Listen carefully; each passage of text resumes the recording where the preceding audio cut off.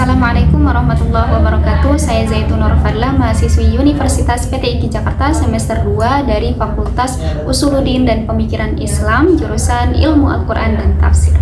Insya Allah di sini saya akan mempresentasikan mind map yang telah saya buat, yang sudah saya tempel di belakang saya, yang dimana tema dari mind map ini saya ambil dari bukunya Rowan Van Voorst yang berjudul Tempat Terbaik di Dunia, tepatnya di bab 5.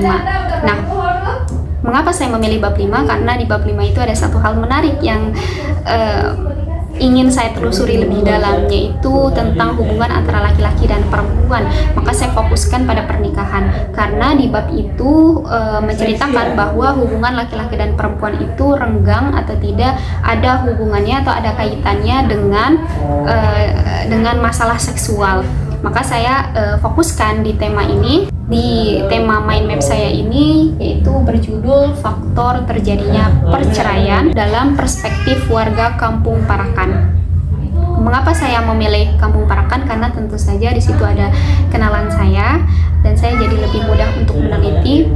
Dan mengapa di Kampung Parakan? Karena di penelitiannya Rowan Van Voorst pun dia melakukan penelitian di sebuah kampung. Maka saya pun ingin meneliti di sebuah kampung juga, karena ingin membuktikan apakah yang diceritakan oleh di bab 5 itu benar atau tidak. Maka kita langsung saja pada question, yaitu pertanyaan. Di sini pertama saya menulis question karena saya ingin menulis dulu pertanyaan yang saya buat sebelum sebelum melakukan penelitian. Maka pertanyaan yang saya buat adalah, pertama, apa faktor utama terjadinya perceraian? Dan yang kedua, apakah usia pernikahan mempengaruhi bentuk faktor? Dan yang ketiga, apa solusi dalam Al-Quran dan dalam negara? Karena tentu saja pasti dalam Al-Quran ada solusi dari kasus perceraian ini, dan tentu saja negara pun mempunyai solusi dalam masalah hubungan pernikahan.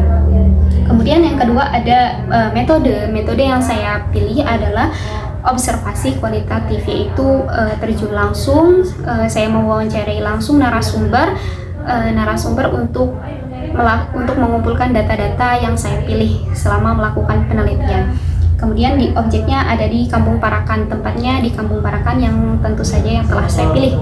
Nah, kemudian introduction, yaitu awalan. Nah, dalam data Indonesia kasus perceraian itu ada 463.654. 654 itu data di dalam 2023, dan data ini turun 10,2% dari tahun sebelumnya, yaitu 2022. Nah, kemudian apa saja faktor yang menjadikan adanya jumlah 463.654 kasus perceraian? Apa saja faktornya? Kemudian di sini ada tingkatannya. Yang pertama adalah perselisihan dan pertengkaran. Ini tingkat yang pertama, yaitu artinya yang paling banyak diajukan oleh pasangan dalam pernikahan untuk mengajukan perceraian. Kemudian yang kedua adalah faktor ekonomi, dan yang ketiga adalah meninggalkan salah satu pihak. Ini sesuai dengan data Indonesia. Kemudian jumlah warga Kampung Parakan yang telah saya telusuri itu ada 83 warga yang tinggal, dan saya mengambil 5 orang diantaranya untuk menjadi narasumber saya. Mungkin saya kira ini belum cukup, tapi saya memilih 5 dulu, 10% dari populasinya 83, maka saya mengambil 5 narasumber yang saya jadikan untuk narasumber dalam wawancara dan dari 5 narasumber itu mengatakan faktor perceraian itu ada tiga jawaban. Yang pertama adalah ekonomi, perselingkuhan, dan hubungan seksual. Jadi hubungan seksual ternyata di sini pun ada yang mengatakan bahwa hubungan seksual itu memang mempengaruhi. Tapi di sini ada dibagi lagi bahwa hubungan seksual itu yang mengatakan hubungan seksual itu mereka yang usia pernikahannya itu kurang dari 5 tahun. Nah, kalau yang mengatakan perselingkuhan dan ekonomi, mereka yang mengatakan itu usia pernikahannya sudah 5 tahun ke atas gitu.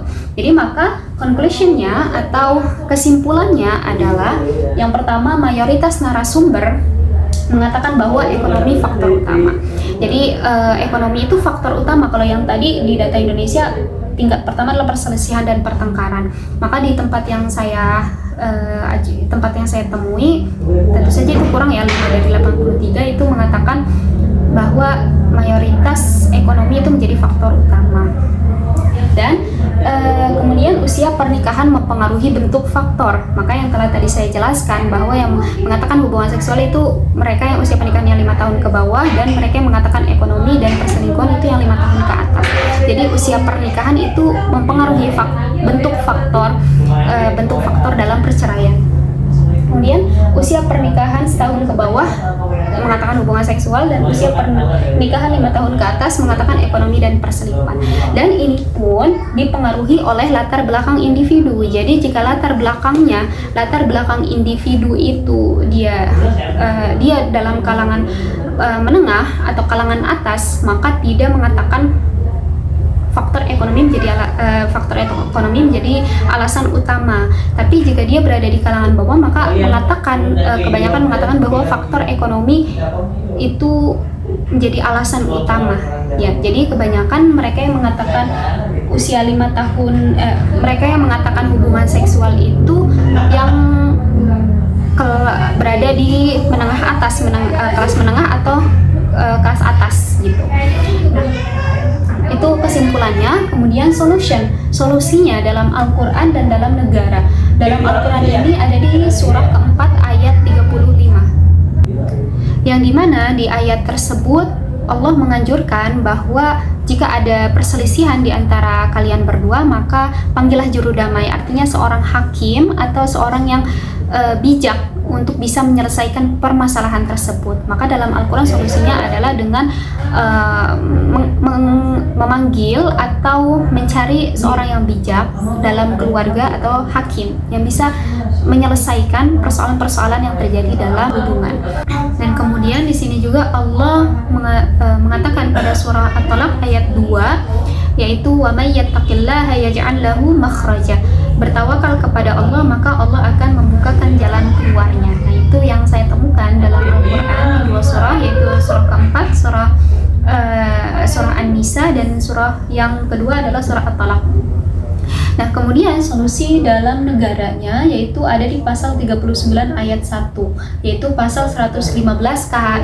Di sini isinya adalah perceraian hanya dapat dilakukan di depan sidang pengadilan. Jadi dalam negara sebelum disahkannya perceraian, maka di situ ada proses untuk menyelesaikan atau membahas tentang masalah-masalah yang dialami agar masalah itu bisa diselesaikan dengan baik-baik. Nah, jika masalah itu tidak bisa diselesaikan dengan baik-baik sehingga usaha terakhir atau pilihan terakhir darurat adalah perceraian, maka itu diperbolehkan. Sebagaimana pada ayat 2-nya dalam pasal yang sama, yaitu di situ isinya adalah harus ada cukup alasan yang kuat sehingga tidak ada pilihan lain selain dilakukannya perceraian. Nah, itu adalah hasil dari penelitian saya untuk sementara. Maka itu saja dari saya. Wassalamualaikum warahmatullahi wabarakatuh.